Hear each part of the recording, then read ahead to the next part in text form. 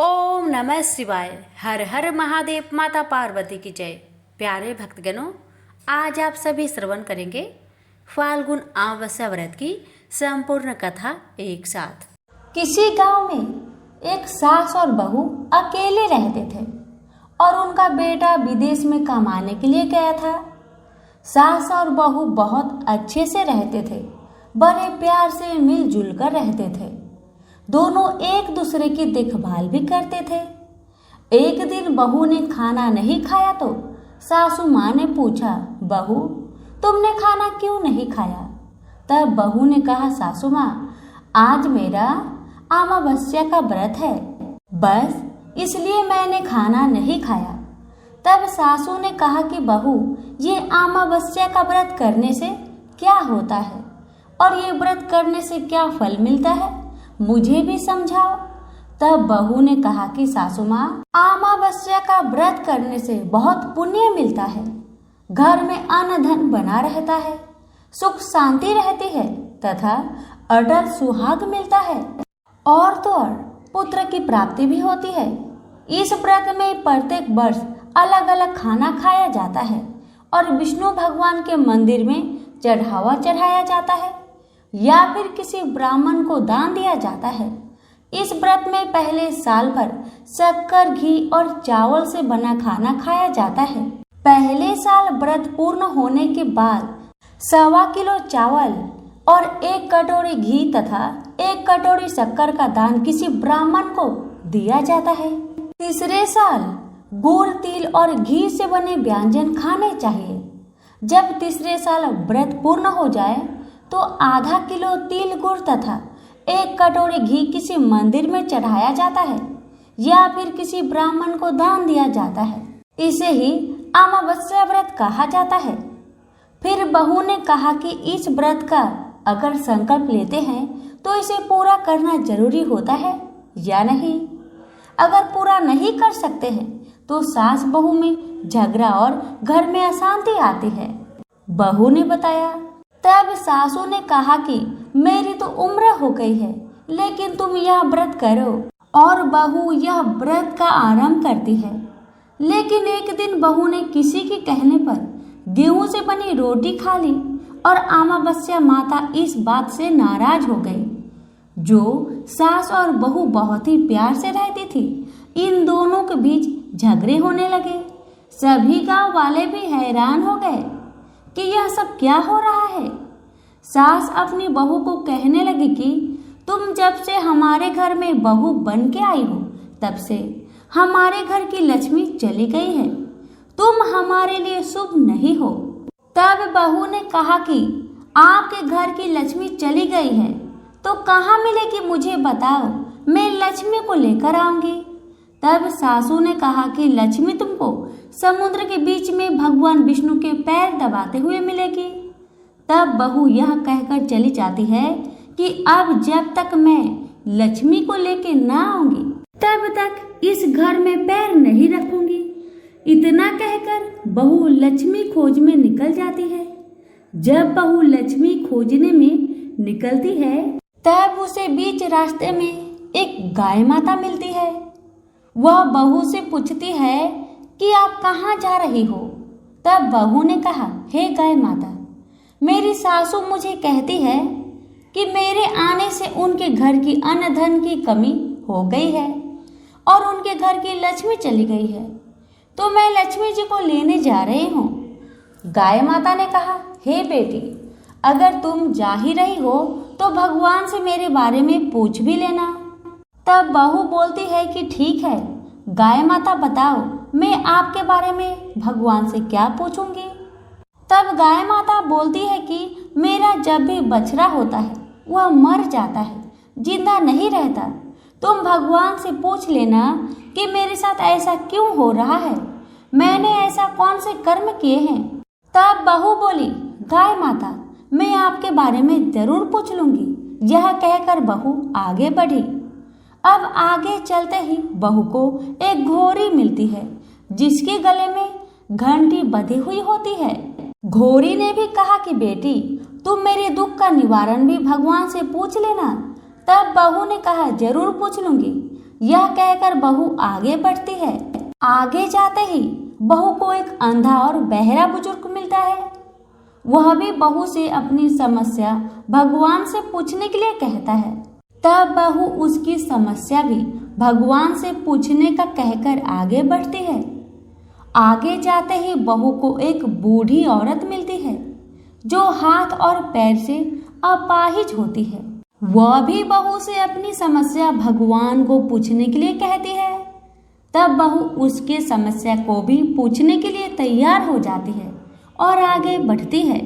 आगे जाते ही बहू थक जाती है और एक आम के पेड़ के नीचे बैठ जाती है।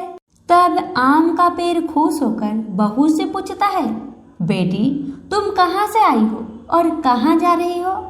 तो तब बहू बताती है वह लक्ष्मी को लेने जा रही है। तब पेड़ भी अपनी समस्या भगवान को पूछने के लिए कहता है कि मेरे पेड़ पर लगे आम खट्टे ही क्यों होते हैं, इस बारे में भगवान को जरूर पूछना।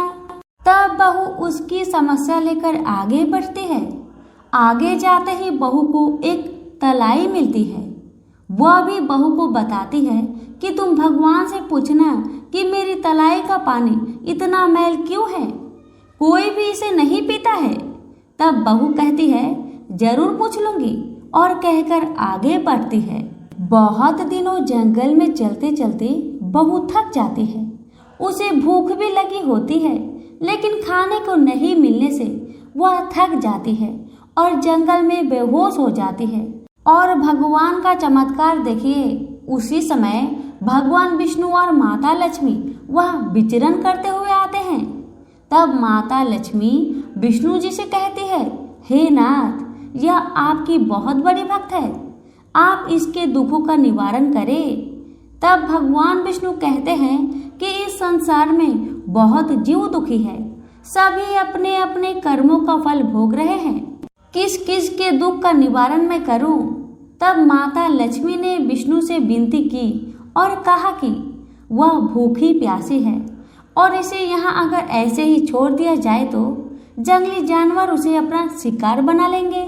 माता लक्ष्मी की बात सुनकर भगवान विष्णु एक साधु का वेश धारण करते हैं और बहू के पास जाते हैं और उसे होश में लाते हैं। बहू के होश में आते ही साधु वेश में भगवान उससे पूछते हैं कि वह यहाँ क्यों आई है और कहाँ जा रही है। तब बहू पूरी बात बताती है। उसकी बात सुनकर भगवान विष्णु और माता लक्ष्मी प्रकट होते हैं। उनके साथ अमावस्या माता भी प्रकट होती है। बहू उनके चरणों में गिरकर वंदना करती है। अमावस्या माता बहू को कहती है कि बेटी, तूने मेरे व्रत को खंडित किया है, इसी की सजा मिली है, लेकिन तुम्हें अब मैं माफ करती हूँ और तुम घर जाओ। तुम्हारा घर अन्न धन से संपन्न होगा, तुम्हारा घर सुंदर महल में बदल जाएगा और तुम्हारी सभी मनोकामना पूर्ण होगी। यह सब होने के पश्चात बहू रास्ते में जो भी मिला उन सभी के दुखों का निवारण करने के लिए विनती करती है। तब भगवान विष्णु बोलते हैं कि गाय ने कभी अपना दूध किसी को नहीं पिलाया, उस वजह से उसके बछड़े जिंदे नहीं रहते हैं। तुम उसका दूध पी लेना, जिससे उसके बछड़े जिंदा रहने लगेंगे। और घोड़ी पिछले जन्म में आटा पीसने वाली महिला थी। वह किसी को आटा पीस के नहीं देती थी, इसलिए उसके गले में चक्की के पाट बंधे हुए हैं। तुम उसके पाट खोल देना, वह बिल्कुल ठीक हो जाएगी। बुजुर्ग कभी भगवान के मंदिर नहीं गया और ना ही उसने कभी भगवान के भजन सुने। तुम उसको मंदिर ले जाना और दर्शन करवा देना, वह भी ठीक हो जाएगा। बुजुर्ग महिला जो थी उसने कभी भी अपने जवानी में दान पुण्य नहीं किया, इसलिए उसे यह सजा मिली है। तुम उसे दान करवा देना तो उसकी विकलांगना दूर हो जाएगी। उस आम के पेड़ ने कभी किसी बच्चे को अपने आम खाने को नहीं दिए, इसलिए उसके सभी फल खट्टे होते हैं। तुम उस पेड़ का आम खा लेना, फिर उस पेड़ पर मीठे आम आ जाएंगे। तलाई का पानी पिछले जन्म में देवरानी जेठानी थी, वह हमेशा झगड़ती रहती थी, इसलिए उसका पानी मैला है। तुम उसका पानी पी लेना वह तलाई शुद्ध हो जाएगी। बहू ने भगवान विष्णु, माता लक्ष्मी और अमावस्या माता को नमन करके घर जाने के लिए निकलती है और रास्ते में उसे जो भी मिला उनके सभी समस्या भगवान के कहे अनुसार दूर करती गई। सभी उसे आशीर्वाद देते हैं। घर जाते ही उसका घर एक सुंदर महल में परिवर्तन हो जाता है तथा घर में अन्न धन भरा मिलता है। अब बहू सासू से कहती है कि सासू माँ, आपने सच कहा था, मैं आपके लिए शुभ नहीं हूँ। मेरे जाने से ही आपके घर में लक्ष्मी आई है। अब आप यहाँ रहे, मैं मरने जा रही हूँ। तब सासू ने कहा कि हे बेटी, यह सब तुम्हारे अमावस्या व्रत का फल हमें मिला है। तुम यहाँ पर ही रहोगी, कहीं नहीं जाओगी। और सास बहू खुशी खुशी रहने लगे। एक दिन उसका बेटा भी विदेश से लौट आया और घर में यह सब देखा। तब उसकी माँ ने सब बात उसे बताई। इस तरह वह लोग खुशी खुशी अपना जीवन व्यतीत करने लगे। तो सभी प्रेम से बोलिए, लक्ष्मी नारायण की जय, अमावस्या माता की जय। एक राज्य में एक राजा और एक रानी रहते थे, जिनकी 4 संतानें थीं, 2 लड़के और 2 लड़की। एक लड़की का नाम पूर्णिमा तथा दूसरी लड़की का नाम अमावस्या था। पूर्णिमा घर के कामों में निपुण थी और घर का पूरा काम करती थी और भगवान की पूजा अर्चना भी किया करती थी। और इसके अतिरिक्त वह गौ माता की सेवा भी किया करती थी।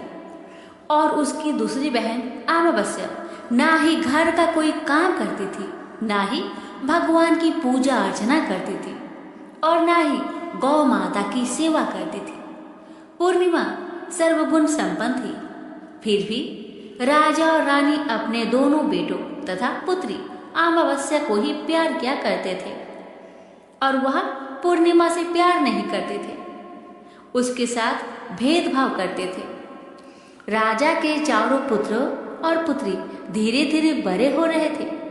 जब वे बड़े हो गए, राजा ने अपने दोनों पुत्रों का विवाह योग्य कन्याओं के साथ करा दिया। इसके बाद रानी ने राजा से कहा कि हमारे दोनों पुत्रों और पुत्री अब विवाह की योग्य हो गई है और इन दोनों का विवाह भी करा दीजिए।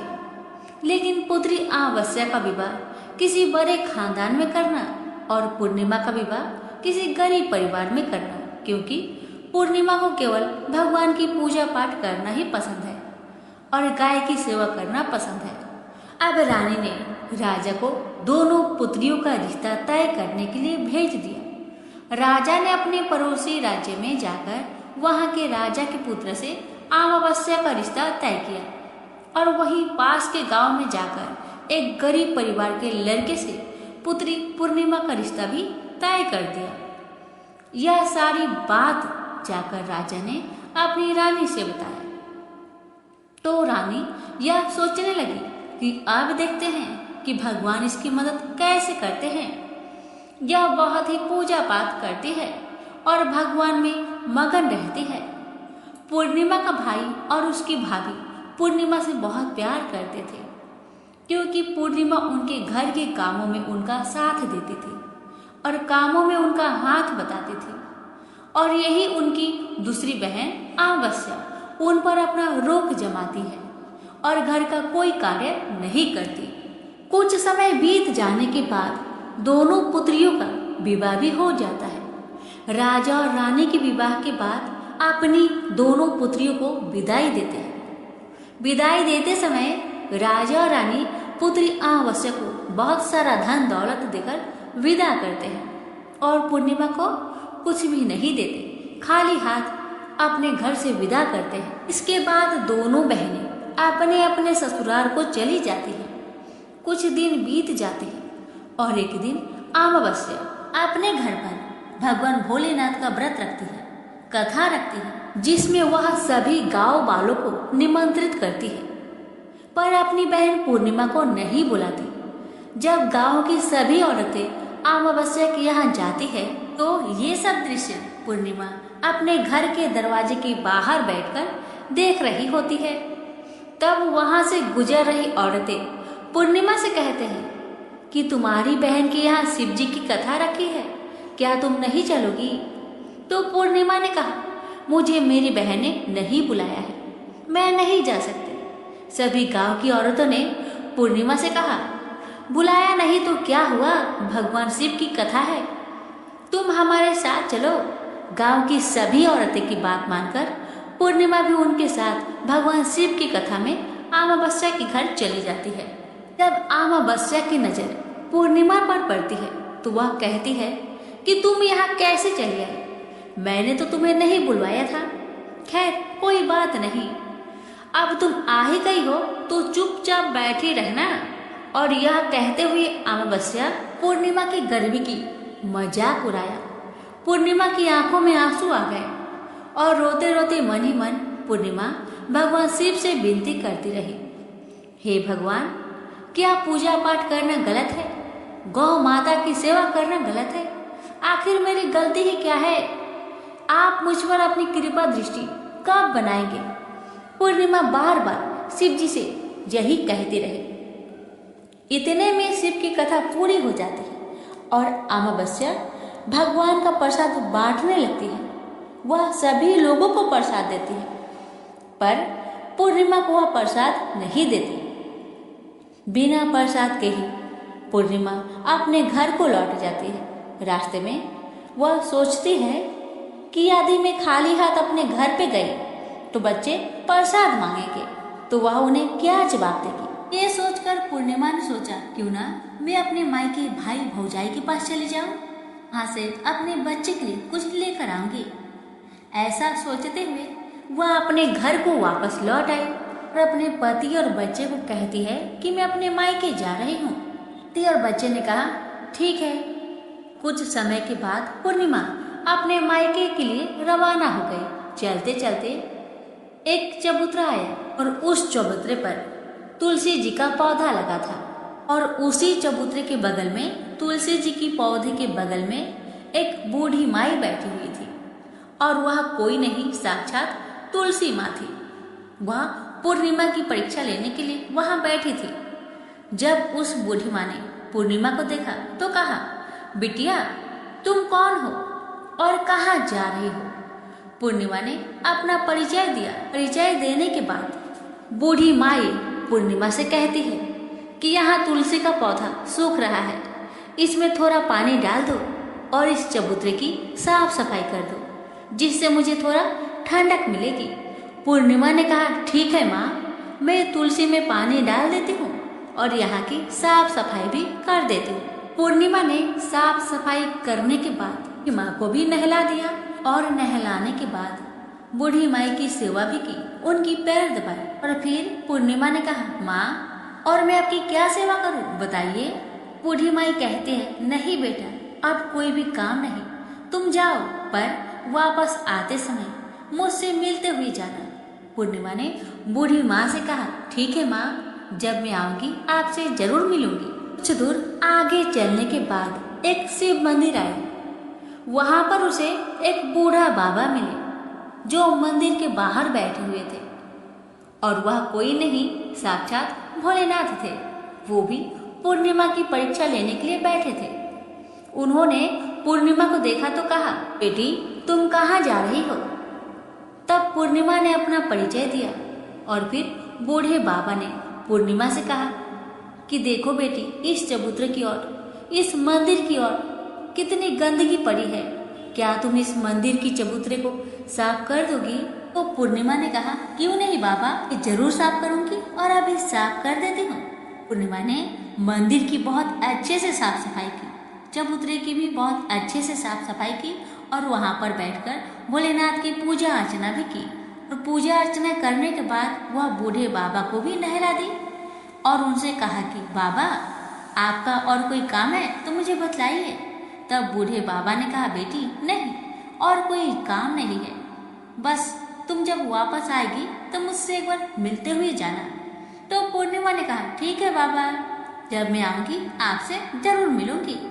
अब पूर्णिमा कुछ दूर आगे गई तो उन्हें एक काली जी का मंदिर देखा और मंदिर के बाहर एक बूढ़ी अम्मा चबूतरे पर बैठी हुई थी।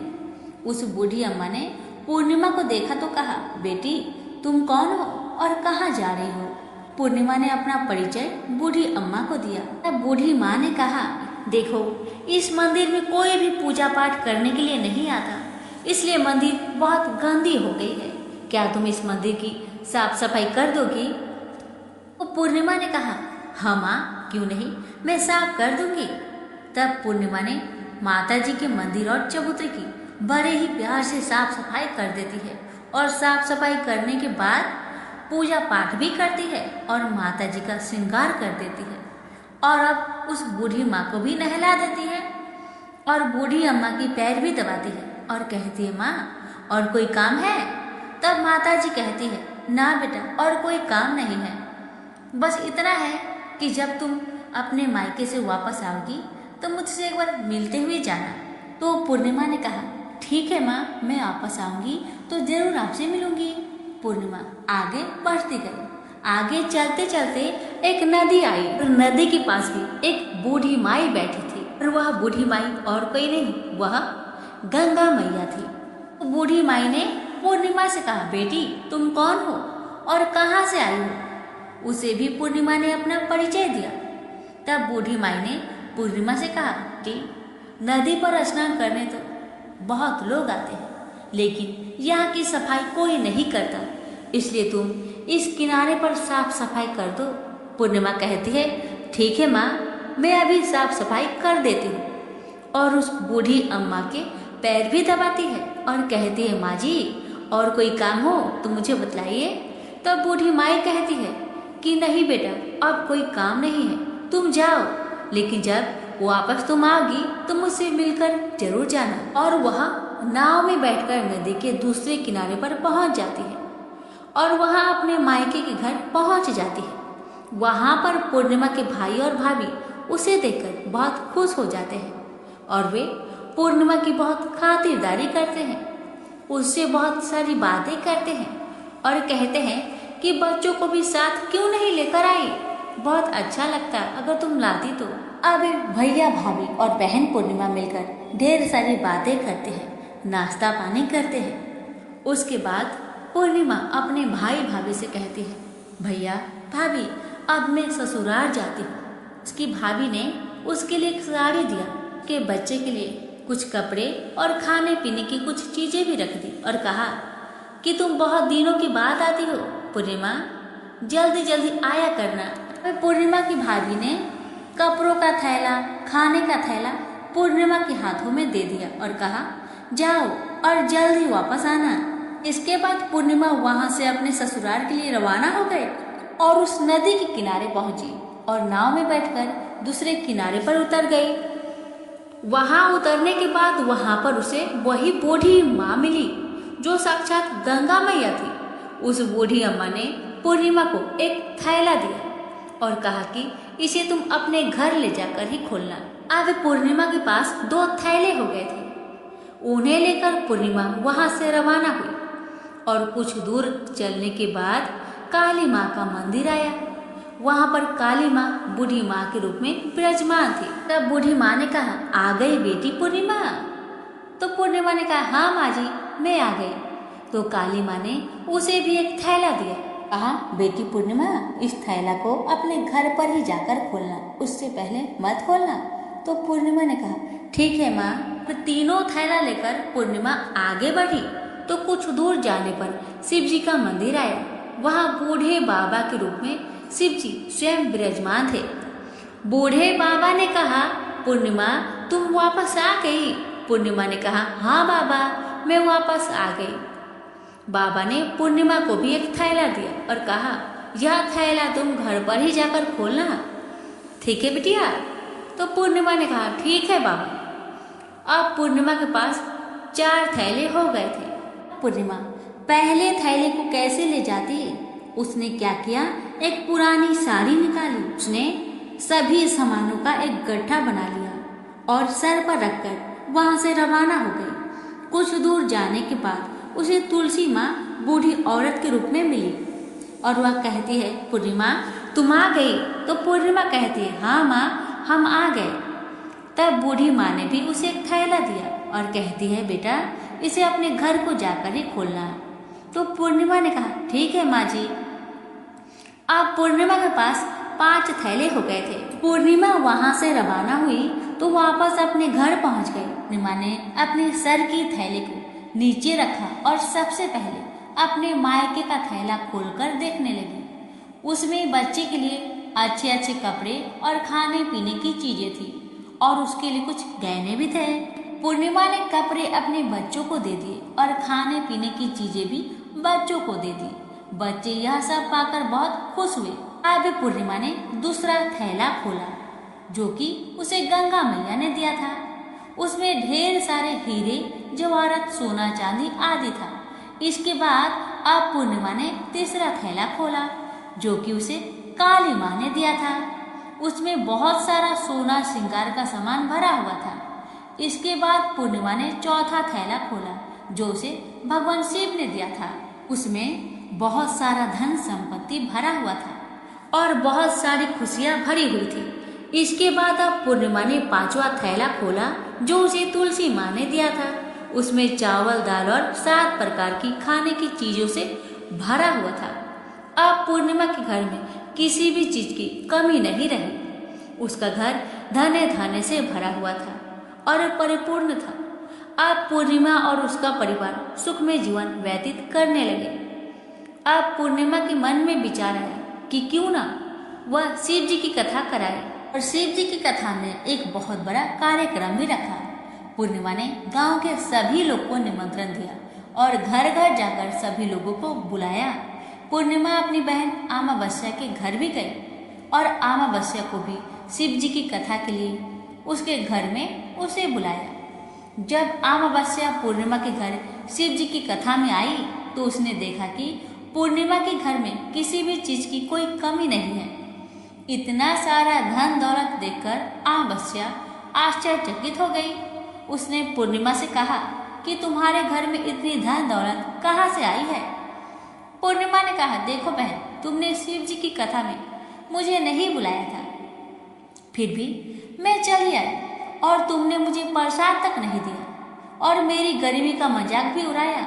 उसके बाद मैं अपने घर आई। घर आते हुए मन ही मन मैं सोच रही थी कि अपने मायके जाऊंगी और मैं अपने मायके चली गई और जो कुछ घटना इस बीच हुआ वह सभी घटना अपनी बहन अमावस्या को बताती है। तो अमावस्या कहती है कि तुम भी मुझे प्रसाद मत दो और मुझे डांटो। लेकिन पूर्णिमा ने कहा कि यह तो भगवान का प्रसाद है, मैं तो सबको दूंगी और तुम्हें भी दूंगी। फिर भी अमावस्या ने प्रसाद नहीं लिया और वह सीधे अपने घर को चली गई और घर जाकर अपने बच्चे और पति से कहती है, मैं अपने मायके जा रही हूँ। इतना कहकर अपने मायके को निकल गई। रास्ते में भी चलते चलते तुलसी माँ मिली जो चबूतरे पर बूढ़ी माँ के रूप में बैठी थी। बूढ़ी माँ ने अमावस्या से कहा, बेटी तुम कौन हो और कहाँ जा रही हो। अमावस्या ने अपना परिचय दिया। बूढ़ी माँ ने कहा, बेटी यह तुलसी का पौधा सूख रहा है, इसमें थोड़ा सा पानी डाल दो और इस चबूतरे की साफ सफाई कर दो। पर इस पर अमावस्या ने कहा, बुढ़िया तुझे दिखाई नहीं दे रहा, मैं इतनी महंगी साड़ी पहन रखी हूँ और यह गंदी हो जाएगी। ऐसा कहकर वहां से आगे चली गई और आगे जाने पर उसे भगवान शिव मिले जिसे भी उसने ऐसा ही कहा। उसके बाद आगे जाने पर उसे काली माँ मिली जिसे भी उसने यही सारी बातें कही और आगे जाने पर उसे गंगा माँ मिली जिसे भी उसने यही सब कहा और आगे चली गई। इसके बाद अमावस्या जब नाव में बैठने लगी तो फूलों की जगह कांटे भरे हुए थे जो उनके पैर में चुभ रहे थे। किनारे पर उतरकर वहां से वह मायके चली गई। उसके भैया भाभीओं ने उसे आते हुए देखा तो मन ही मन कहने लगे, काम की ना काज के, 2.5 मन अनाज के। अब आ गई है तो ठीक है, पूर्णिमा तो हमारे कामों में हाथ बटाती थी, यह कोई काम करेगी तो नहीं। भाभी ने अमावस्या के लिए खाना बनाया। अमावस्या ने खा पी कर वहीं पे सो गई। जब सुबह हुआ तो वह उठी और अपने भैया भाभी से कहा कि मैं ससुराल जा रही हूँ। उन्होंने कहा, ठीक है जाओ। अमावस्या बोली, पूर्णिमा को तो तुमने एक थैला भी दिया था और मुझे कुछ नहीं दोगे। तो भाई ने भाभी से कहा कि तुम घर जाओ, थैले तुम्हारे घर में पहुंच जाएंगे। फिर अमावस्या वहां से निकलकर नदी के किनारे पहुंची। वहां गंगा मैया बूढ़ी औरत के रूप में बैठी हुई थी। बूढ़ी माँ ने कहा, आ गई बेटी? तो उसने कहा, हाँ माँ, मैं आ गई। इसके साथ ही उसने कहा कि तुमने तो पूर्णिमा को एक थैला दिया था और मुझे थैला नहीं दोगी? तो बूढ़ी अम्मा ने कहा, तुम घर जाओ, तुम्हारे घर में थैला पहुंच जाएगा। इसके बाद आगे जाने पर उसे काली माता मिली, जिसने भी अमावस्या को यही कहा। आगे जाने पर उसे भगवान शिव मिले, उन्होंने भी वही बात कही। अब आगे जाने पर तुलसी माता मिली। जब तुलसी माता से भी अमावस्या ने थैला मांगा तो तुलसी माता ने भी वही जवाब दिया, तुम जाओ, तुम्हारे घर में पहुंच जाएगा। अब अमावस्या अपने घर पहुंच गई। आंगन में देखा तो वहां पर 5 थैले पड़े हुए थे। अमावस्या ने मन ही मन में सोचा कि अब तो मेरे पास भी बहुत सारी धन दौलत आ जाएगी। जल्दी जल्दी ने सारे थैले को खोला। किसी में मिट्टी थे तो किसी में पत्थर, किसी में कंकर और किसी में कोयला। उसे मायके से भी कुछ नहीं मिला था। इन थैलों में भी कुछ नहीं था। अमावस्या दौड़ती हुई पूर्णिमा के घर गई और कहती है कि तुम्हें तो इतना कुछ मिला बहन, मुझे तो कुछ नहीं मिला, आखिर क्यों? तब पूर्णिमा कहती है, जब मैं अपने मायके जाती हूँ तो अपनी भाभियों के साथ उनके काम में हाथ बटाती हूँ, उनके साथ मिलकर काम करती हूँ, लेकिन तुम ऐसा कुछ नहीं करती, उनकी इज्जत भी नहीं करती, इसलिए वह भला तुम्हें क्या देंगे? इसके बाद तुमने गंगा मैया को ठुकरा दिया और काली माँ को भी ठुकरा दिया और भगवान शिव को भी तुमने ठुकरा दिया, इसलिए उन्होंने भी तुम्हें कुछ नहीं दिया। अमावस्या कहती है, बहन तुम मुझे माफ कर दो, मैंने तुम पर हमेशा अत्याचार किया है, मुझे कुछ नहीं मिला तो कोई बात नहीं, मैं भी भगवान की भक्ति करूंगी और सब कुछ प्राप्त कर लूंगी, मुझे इन सब चीजों का रहस्य बताओ। तो पूर्णिमा ने कहा, तुम 3 सूत्र का ज्ञान ले लो और उसकी कथा करना। पहला सूत्र में दया मांगना, दूसरे सूत्र में कथा मांगना और तीसरे सूत्र में 108 बार ओम नमः शिवाय का जाप करना। भगवान ने यह सूत्र दिए हैं, उनको अपने हृदय में बसा लेना। मैंने भी यह 3 सूत्र अपने जीवन में अपनाए थे और सच्चे मन से भगवान की भक्ति पूजा पाठ की थी।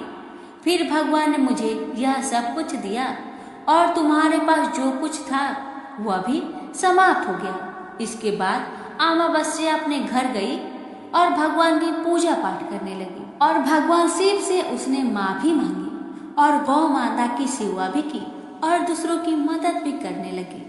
नाथ की कृपा से अमावस्या के घर में भी अन्न धन के भंडार भर गए। तो प्रेम से बोलिए उमापति शंकर भगवान की जय।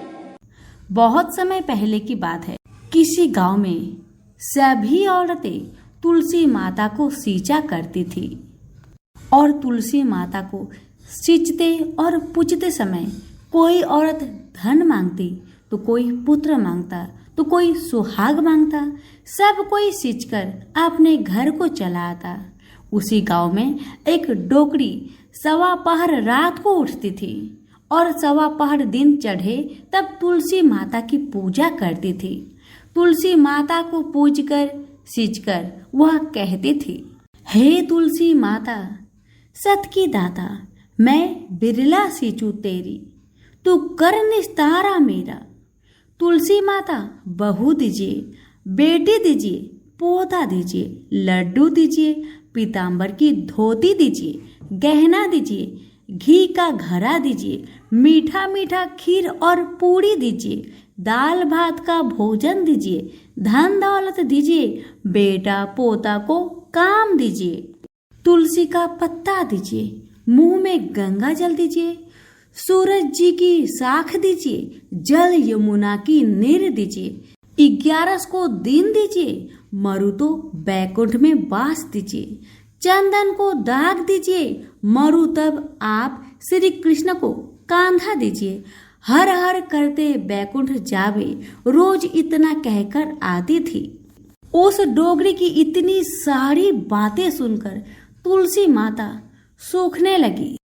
भगवान श्री कृष्ण बैकुंठ से ये सब देख रहे थे। एक दिन भगवान ने सोचा क्यों ना मैं तुलसी से पूछूं कि तुलसी दिन ब दिन सूखते क्यों जा रही है। सभी औरतें तो रोज आकर उनको जल से सींचा करती है, तो फिर कारण क्या है कि तुलसी सूखते जा रही है। ये सोचकर भगवान श्री कृष्ण तुलसी से पूछते हैं, तुलसी क्या बात है, दिन ब दिन तुम सूखते जा रही हो, क्या कोई बात है, मुझे बताओ। तब तुलसी माता ने भगवान श्री कृष्ण से कहा, प्रभु आप तो मेरे मन की बात मत ही पूछो। तो भगवान बोले कि अगर मैं तुम्हारी मन की बात नहीं पूछूंगा तो कौन पूछेगा। तब तुलसी माता भगवान श्री कृष्ण से कहने लगी कि एक डोगरी माई आती है मेरे पास और रोज इतनी सारी मन्नत मांगती है, मैं उसकी सारी मन्नत को पूरी कर दूंगी, मगर एक मन्नत को पूरा नहीं कर सकती। भगवान ने कहा, ऐसा कौन सा मन्नत है तुलसी जिसे तुम पूरा नहीं कर सकती, मुझे बताओ, शायद मैं तुम्हारा कुछ मदद कर सकूं। अब तुलसी माई कहने लगी, हे भगवान क्या बताओ, ये बूढ़ी माई कहती है जब वो मरे तो उसे कृष्ण का कंधा चाहिए। मैं तो इसकी सभी मन्नत को पूरी कर दूं, पर कृष्ण भगवान का कंधा मैं कहाँ से ला कर दूं भगवान। तब भगवान कृष्ण हंसने लगे और कहने लगे, बस इतनी सी बात, जब बुढ़िया मरेगी तो मैं उसे कंधा देने जरूर आऊंगा। तुम्हारी भक्त की सभी मनोकामना को मैं जरूर पूरी करूंगा। आप चिंता मत कीजिए, आप हरे भरे होकर फूलिए। कुछ दिनों के बाद वह डोगरी रास्ते में ठोकर खाकर कृष्ण भगवान के मंदिर के सामने गिर गई और उसका मौत हो गया। पूरे गांव के सभी लोग आए और डोगरी को सभी लोग धर्मात्मा मानते थे। उसको तुलसी जी की डोगरी कहते थे। उसके परिवार में कोई और नहीं था, इसलिए गांव वालों ने ही उसके अंतिम संस्कार की योजना बनाई और उसे नहलाकर जब बैकुंठी पर बैठाने के लिए उसे उठाने लगे तो उसकी लाश इतनी भारी हो गई कि उसे कोई नहीं उठा पाया। अब ये देखकर सभी लोग तरह तरह के बातें करने लगे कि यह तो इतनी पूजा पाठ करती थी, हर समय माला फेरती थी, इसलिए यह इतनी भारी हो गई है। वह पूरे गांव में चर्चा होने लगा कि डोगरी माई कोई भक्ति नहीं करती थी, यह छल कपट करती थी, जिसे हम धर्मात्मा समझते थे। असल में ये बूढ़ी माई तो महापापी है, जो कि किसी से भी उठ नहीं पा रही है। इधर श्री कृष्ण भगवान ने सोचा, मेरी भक्त की इतनी निंदा हो रही है, इसलिए भगवान ने बूढ़े ब्राह्मण का भेष धारण करके वहां चले आए और वहां पर आकर एकत्रित लोगों से पूछने लगे कि यहाँ इतनी भीड़ क्यों लगाया है आप लोगों ने। तो सभी लोग कहने लगे कि यह डोगरी माई मर गई है, इसीलिए भीड़ लगा है। यह डोगरी माई तो बहुत पापिन है, इसकी लाश इतनी भारी हो गई है कि किसी से उठ नहीं रही। सब उठा उठाकर थक गए, मगर उठने को नाम ही नहीं ले रही है। तब बूढ़ा ब्राह्मण कहने लगे, मुझे एक डोगरी माई की कानों में बात कहने दो, शायद ये उठ जाए। तो सभी लोगों ने कहा, ठीक है, आप भी प्रयास करके देख लीजिए, क्या पता चमत्कार हो जाए। तब भगवान ने डोगरी की कानों में कहा कि हे डोगरी माई देखो, मैं आ गया। और जो डोगरी पूजा करते समय शब्द कहती थी, वह शब्द उनके कानों में कहने लगे, तू बिरला सींचू तेरा, मैं करूँ निस्तारा मेरा। डोगरी माई बहू ले, बेटी ले, पोता ले, लड्डू ले, पीताम्बर की ढोटी ले, गहना ले, घी का घड़ा ले, मीठा मीठा खीर और पूरी ले, दाल भात का भोजन ले, धन दौलत ले, बेटा पोता को काम ले, तुलसी को पत्ता ले, मुंह में गंगा जल ले, 11 के दिन ले, चंदन को दाग ले, श्री कृष्ण का कंधा ले। इतना सुनते ही चमत्कार हो गया, डोगरी माई हल्की हो गई। भगवान ने बोला, आओ अब डोगरी माई को उठाकर देखो, शायद उठ जाए। भगवान ने हाथ लगाया और डोगरी माई उठ गई। सबको आश्चर्य हुआ। डोगरी माई को बहुत धूमधाम से ले गया। भगवान ने उसे अपने कंधे पर ले गए। पूरे गांव में डोगरी की चलावा बहुत ही अच्छा निकला था, जिससे उसको मुक्ति मिल गई और बैकुंठ में चली गई। सभी लोग देखते रह गए। सभी लोगों ने देखा कि मुर्दा घाट तक तो ब्राह्मण साथ ही आया था, लेकिन अब वह कहीं दिखाई नहीं दे रहा, जिससे लोग को समझ में आ गया कि वह भगवान ही आए थे। हे तुलसी माता, जैसे दोगरी माई की मुक्ति कराई, वैसे सबकी भी मुक्ति कराना, सबको भगवान का ही कंधा मिले और सबको स्वर्ग देना। तो सभी प्रेम से बोलिए तुलसी मैया की जय, श्री कृष्ण भगवान की जय।